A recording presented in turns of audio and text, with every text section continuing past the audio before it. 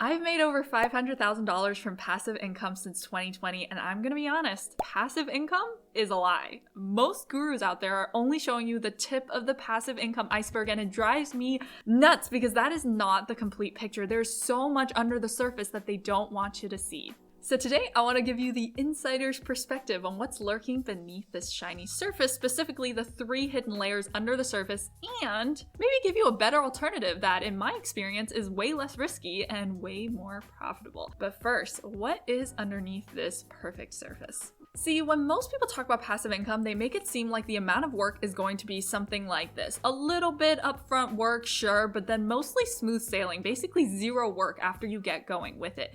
And that is just not true. Based on my own experience and the experience of all of my 6- and 7-figure clients who have passive income streams, here's what the amount of work actually looks like. There is so much hidden work that nobody talks about under the surface. For example, the upfront work, aka how much time it actually takes to set up the thing itself, the online course, the Etsy shop, the drop shipping store. So for me personally, it took hundreds of hours over a period of 4 months to create my online course. I made thousands of slides, recorded so much that I lost my voice. I edited, set up a website, set up payment processing, hooked up tech, loaded in content, etc., etc. And I know you could be saying, but Dea, you didn't have to spend that much time creating it. The truth is, I did if I wanted it to be good. And if someone is bragging about how they spent 5 to 10 hours making an online course to generate 6 figures of passive income, run. They do not care about quality and they do not care about you. Another type of hidden work is the maintenance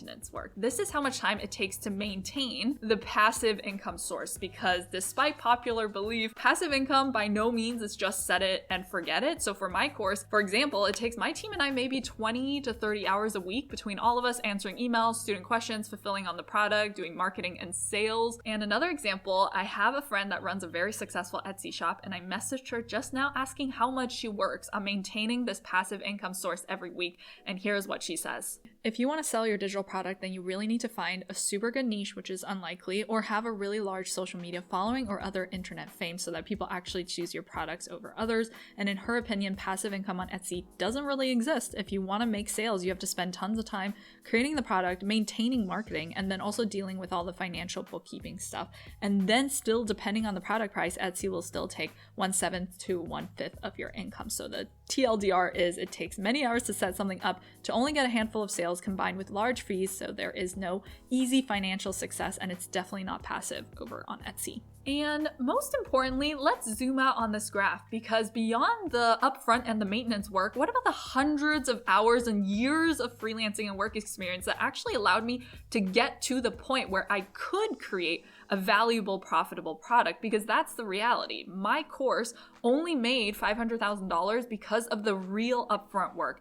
If I didn't have the real upfront work, I would have made $0. I'll talk more about this in a second, but guess what? We're just getting started because there are 2 even worse, not talked about layers when it comes to passive income. So you know how I said I made over $500,000 with my online course, right? That's not $500,000 in profit. That's revenue. So this next layer is the hidden cost of passive income.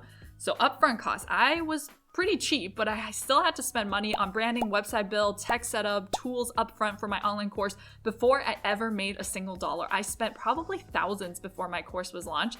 And of course, we can't discount the upfront cost of my time, right? Hundreds of hours creating this. If you create a passive income source, your upfront time is not free. So if you add up all of the hard costs and my time using my hourly rate at the time, this course probably cost over $10,000 to build. That's not really discussed in the passive income world. And what about the maintenance costs of a passive income business, like traffic? Every business needs traffic of some kind to make money. No traffic, no people, no customers. Drop shippers need people looking at their products. Affiliate marketers need people clicking on their links. Online courses need people to buy the course. So to get people, you need traffic of some kind, one way or another. And traffic costs money, whether it is paying for advertising on Instagram or TikTok, or paying for people to help you create YouTube videos, writing blogs, posting on social media, or using your own time to do those things, right? And the reality is that a lot of passive income businesses pump money into advertising. Those are huge hidden costs that we don't know. They could be spending $500,000 to make $510,000. I'll be the first to say I've definitely spent more than $100,000 in advertising for sure.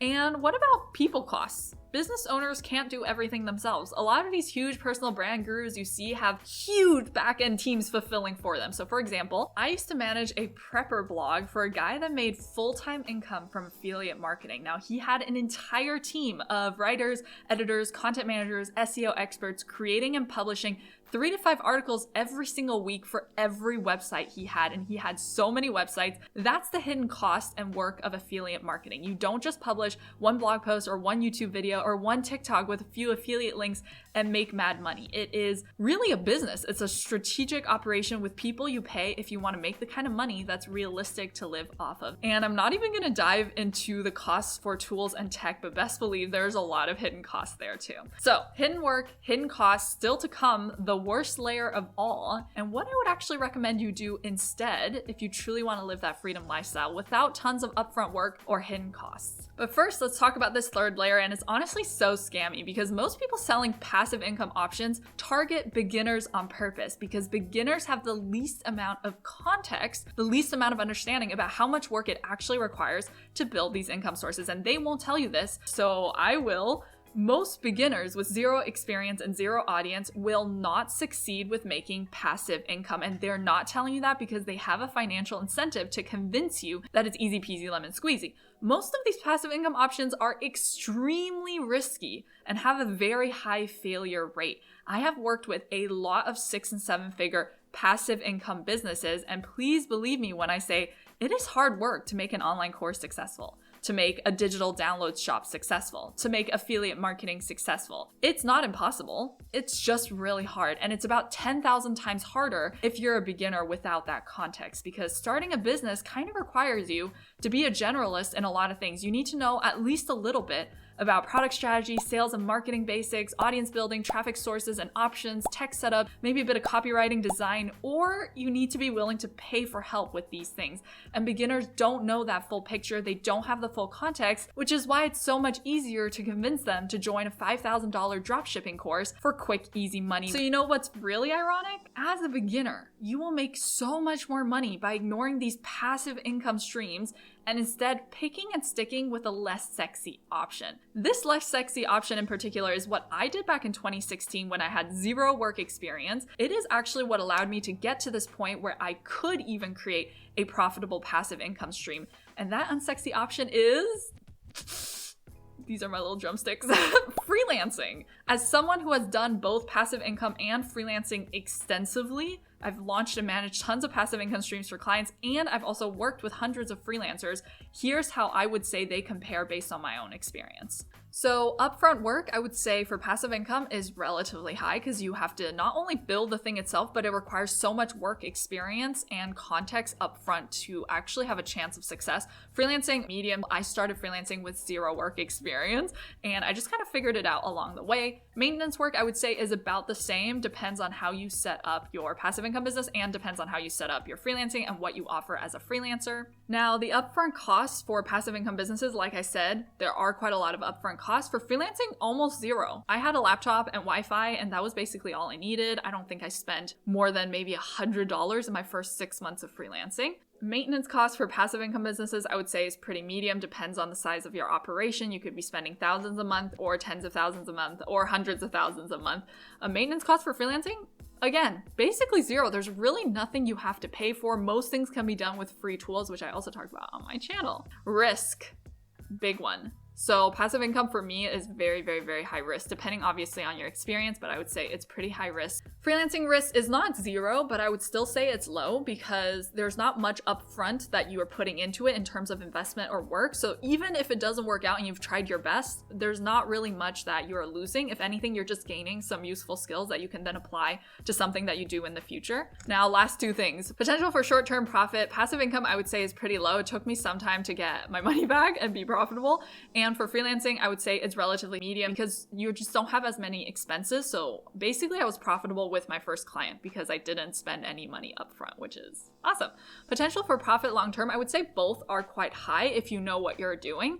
For passive income businesses, obviously it's very high if you do everything correctly and you have that experience, you have that context, you have that ability to scale and create systems and build a real operation.